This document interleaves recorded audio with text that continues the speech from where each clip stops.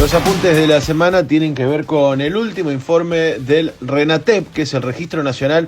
de Trabajadores de la Economía Popular, que es un registro generado por el Ministerio de Desarrollo Social de la Nación, que incluye a quienes trabajan en su gran mayoría en la informalidad, en condiciones de pobreza o de precariedad.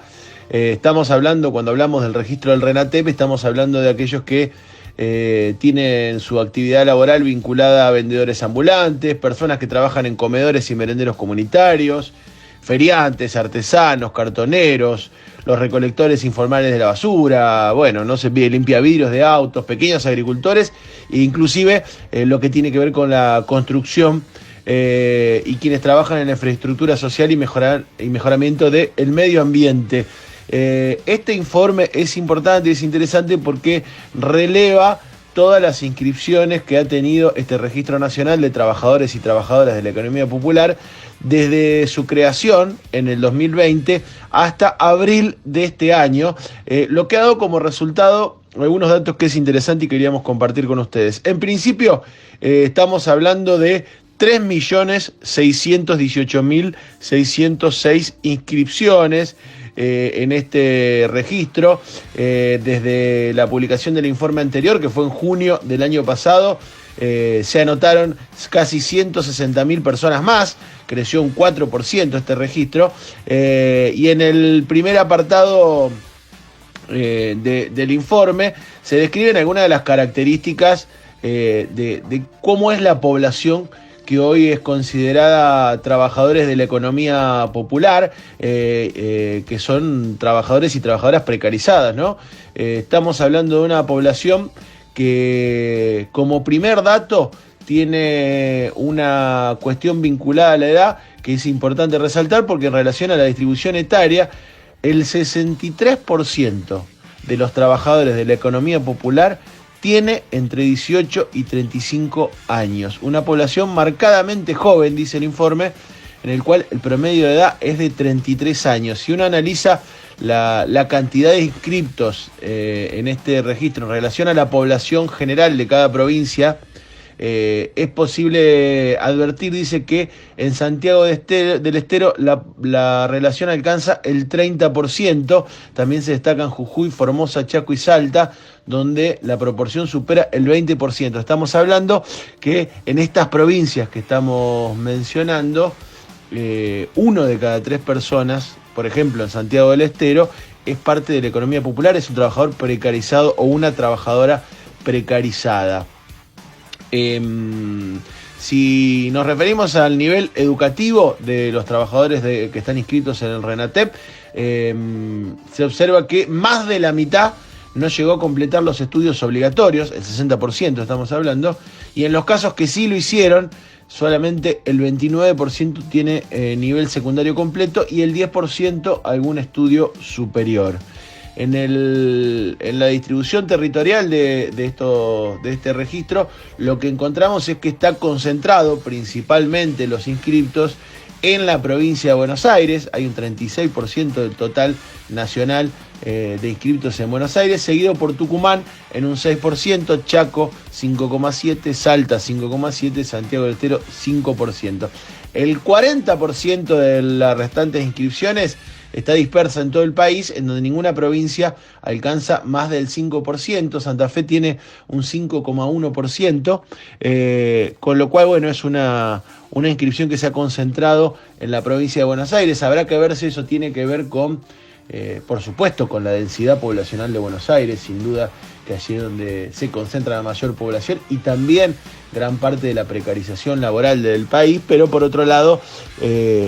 da la idea también de cómo se realiza el registro y qué tan profundo es en distintos lugares del país, o qué tanto se ha avanzado en registrar a todos los trabajadores, porque estamos hablando de un registro que es difícil de realizar en torno a los trabajadores precarizados. Otro dato importante o interesante, por lo menos, que da este último informe del RENATEP, es la relación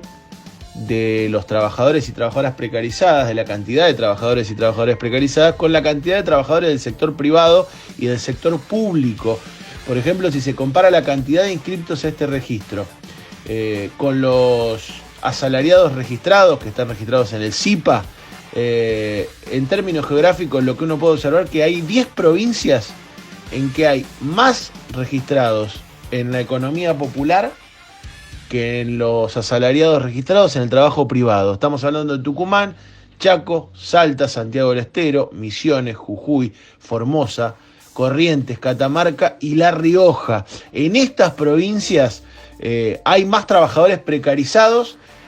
Cuando hablamos de precarizados estamos hablando de trabajadores que no tienen obra social, que no tienen, no tienen jubilación, que no tienen un montón de derechos que sí tienen aquellos trabajadores que están registrados oficialmente. Bueno, hay estas 10 provincias, hay más trabajadores precarizados que trabajadores registrados.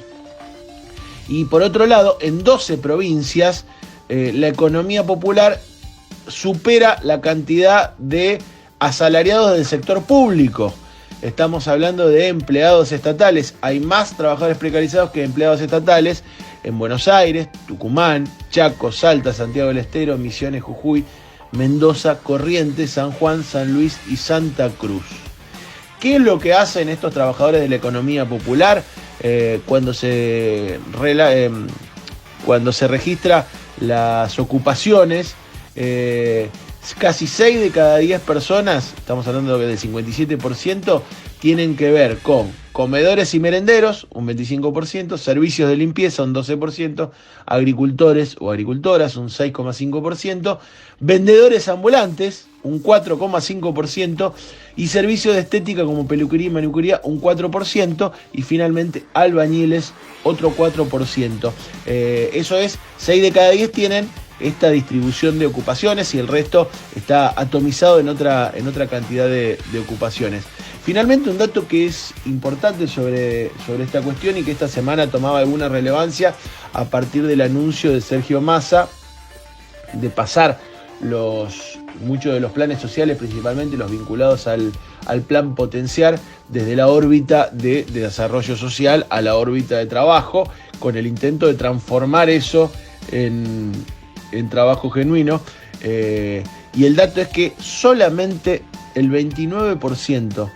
de este universo de 3.600.000 trabajadores precarizados y precarizadas de la economía popular, solamente el 29% está dentro del programa Potenciar Trabajo, un programa que impulsa el trabajo que se desarrolla en la economía popular. Digo, solamente 1 de cada 3 de estos 3.600.000 compatriotas argentinos accede hoy a ese programa que intenta paliar esta precarización y que intenta fomentar el desarrollo del trabajo. Con lo cual, si bien es uno de los programas más importantes, no llega al conjunto de aquellos trabajadores y trabajadoras que hoy están por fuera de la economía formal y que están en la llamada economía popular, que tiene todos estos visos de precarización que contábamos. Es importante, este informe es interesante,